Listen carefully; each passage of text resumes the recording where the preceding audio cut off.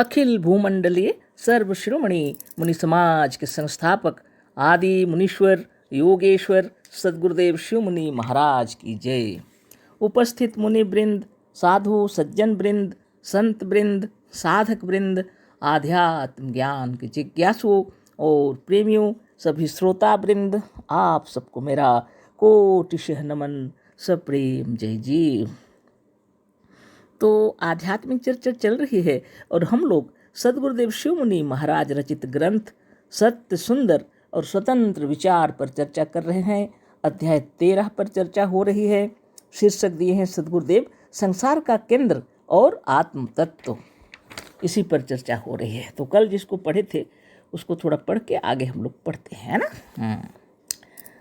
तो सद्गुरुदेव बतला रहे हैं, जहाँ जहाँ चेतन तत्व होगा वहाँ वहाँ संकल्प अवश्य होगा। जैसे मिर्च की तीताई मिर्च के साथ रहती है, उसी तरह से चेतन की चेतनता या संकल्प सर्वदा चेतन के साथ रहता है।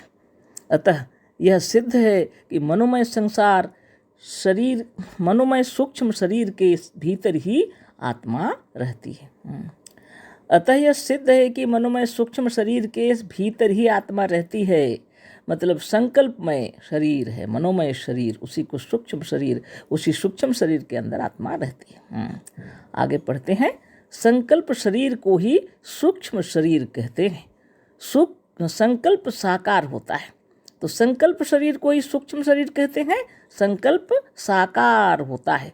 संकल्प जब भी लेंगे तो साकार होगा, गुरुदेव कहते हैं और बार बार समझाए हैं, उसी को पढ़ रहे हैं। इसीलिए संकल्प शरीर ही भी साकार होता है। भले ही संकल्प के अंदर हो लेकिन साकार होता है।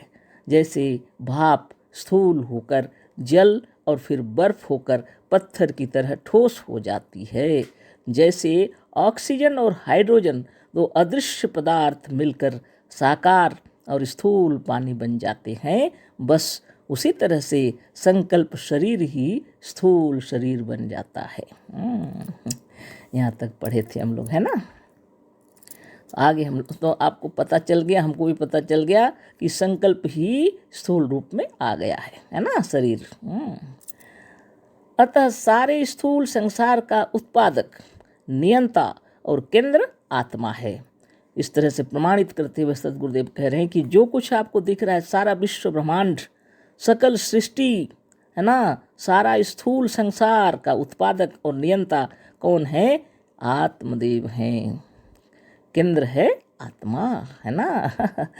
दिन भर जागृत अवस्था या स्थूल संसार जगत में फैले हुए रहकर अंत में हम रात्रि के समय सो जाने पर केंद्र में लौट आते हैं।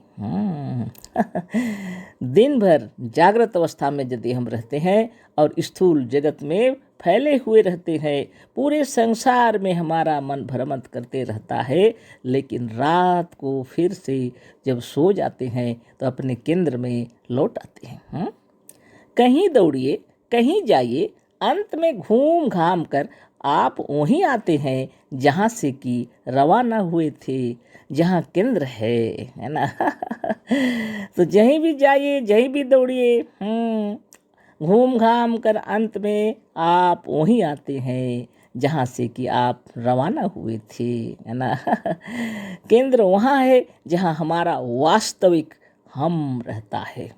केंद्र वहाँ है जहाँ हमारा वास्तविक हम रहता है। आपका अपना हम, आपका अपना केंद्र है। हमारा हम, हमारा अपना केंद्र है। हमारा वास्तविक अपना आप या हमारा वास्तविक हम अपनी आत्मा है। और वही बिंदु जहाँ आत्मा है, सारे संसार का केंद्र है। अखिल विश्व ब्रह्मांड का केंद्र, प्रत्येक आत्मा का अपना अपना केंद्र, वहाँ से रवाना हुआ है। अखिल विश्व ब्रह्मांड तैयार हो गया। व्यष्टि आत्मा से सृष्टि हुई है सकल विश्व ब्रह्मांड की, है ना। कितने सुंदर तरीके से सद्गुरुदेव बतला रहे हैं। हमारा वास्तविक अपना आप या हमारा वास्तविक हम अपनी आत्मा है, और वही बिंदु जहाँ आत्मा है सारे संसार का केंद्र है। अच्छे विचार हों या आपकी समझ से वह बुरे हों, ईश्वर के विचार हों या भूतों के विचार हों, सारे के सारे विचार अंत में वही लौट आवेंगे जहाँ से कि रवाना हुए थे, है ना। वाह! आपके विचार चाहे अच्छे हों या बुरे हों, चाहे ईश्वर के विचार हों या भूत प्रेतों के विचार हों, जहीं से भी हों, जो भी हों, लेकिन अंत में वहीं लौट आवेंगे जहाँ से वह रवाना हुए थे। ईश्वर को ढूंढने वाले भी यदि बराबर एक ही दिशा की ओर ढूंढते चले जाएं और इधर उधर ना मुड़ें तो शीघ्र ही वहीं पहुंच जाएंगे जहां सारे संसार का केंद्र है, जहां हमारा वास्तविक हम या आत्मा बैठी हुई है। सद्गुरुदेव शिव मुनि महाराज की जय। ईश्वर को भी ढूंढने वाले अगर एक ही दिशा में निरंतर चले जाएं तो अंत में वहीं पहुंच जाएंगे जहां अपना आप है, जहां हमारी आत्मा बैठी हुई है, जहां हमारा वास्तविक हम बैठा हुआ है। यही ईश्वर है और अंत में यही जाना जाता है ना। यही ईश्वर है और अंत में यही जाना जाता है। अतः इस ज्ञान को लोग वेदांत कहते हैं। वेद माने ज्ञान, जो ज्ञान अंत में हो, जो सर्वोच्च शिखर का ज्ञान हो, उसी को वेदांत कहते हैं, है ना। ढूंढते ढूंढते अंत में अपने पास ही पहुंच जाते हैं। जैसे राम लखन मुनि जी ने लिखा है, जो हम लोग पहले भी चर्चा किए थे, है ना। खुद से अलग खुदा को पाया न कोई जग में, बनकर खुदा कहीं पर आया न कोई जग में। बहुत बड़ी बात है। अंत में खुदा अपने भीतर ही है। यही ज्ञान सर्वोच्च ज्ञान है, इससे बढ़कर कोई ज्ञान नहीं। अंत में सबने यही बतलाया। शरीरम शिव मंदिरम, है ना। शरीर ही शिव का मंदिर है। Body is the temple of God, मतलब शरीर ही मंदिर है भगवान का। और खुदा मतलब भीतर ही खुदा बैठे हुए हैं। और जितनी संप्रदाय और संस्था गढ़े हुए हैं, सब इसी आत्मा को लेकर के गढ़े हुए हैं, है ना। लेकिन आत्मदेव की महिमा को जानने के लिए तपस्या की आवश्यकता पड़ती है। तो गुरुदेव जो लिखे हैं, सर्वोच्च ज्ञान, सबसे ऊंचा ज्ञान, जहाँ जाने के बाद और किसी चीज़ को जानने की आवश्यकता नहीं रहती, उसको कहते हैं वेदांत। वेद माने ज्ञान, जो ज्ञान अंत में हो, जो सर्वोच्च शिखर का ज्ञान हो, उसी को वेदांत कहते हैं। आगे हम लोग पढ़ते हैं, किसी दिशा को जाइए मगर बराबर एक ही दिशा को जाइए, यही एकाग्रता है। इसी एकाग्रता को योग कहते हैं। किसी भी दिशा को जाइए मगर एक ही दिशा को जाइए, और इसी को एकाग्र कहते हैं। देखिए आगे पढ़ते हैं, कितने सुंदर समझाएं सद्गुरुदेव। कभी इधर कभी उधर, कभी इधर और कभी उधर जाने वाला चंचल मनुष्य केंद्र में कभी नहीं पहुंच सकता। देखिए गौर फरमाइए अपने हृदय में।